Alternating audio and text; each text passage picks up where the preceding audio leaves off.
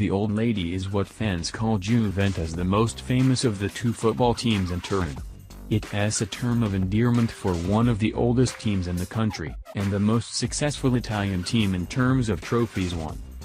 But it's another old lady we re here in Turin today to meet. Suzuki's Burgman 400 is the original super scooter, launched almost 20 years ago now, in 1998. It transformed the modern scooter sector from a purely urban transport tool, into a much more capable performer, that could take on motorways and dual carriageways, giving a comfy, capacious and clean commuting option.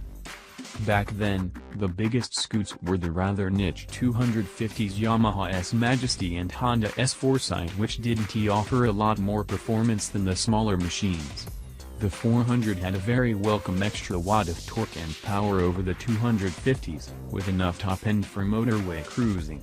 It was very much a luxury mega scoot though, with plenty of bodywork and a tendency to feel a bit lardy at times.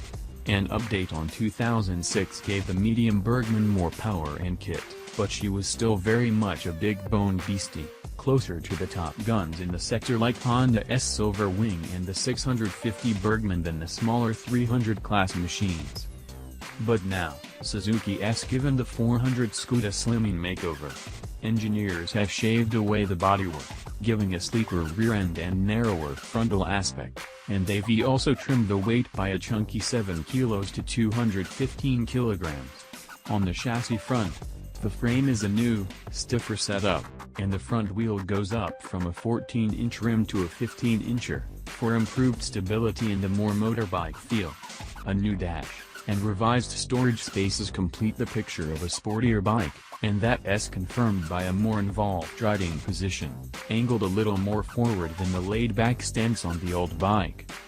The changes to the engine are a bit curious and good in parts. An overhaul was needed to meet the stiff Euro 4 emissions regs of course, so the new lump is fully compliant. It has good to see an increase in the low-down torque.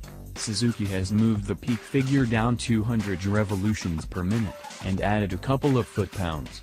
But the downside is at the top end, where there's been a horsepower or two lopped off.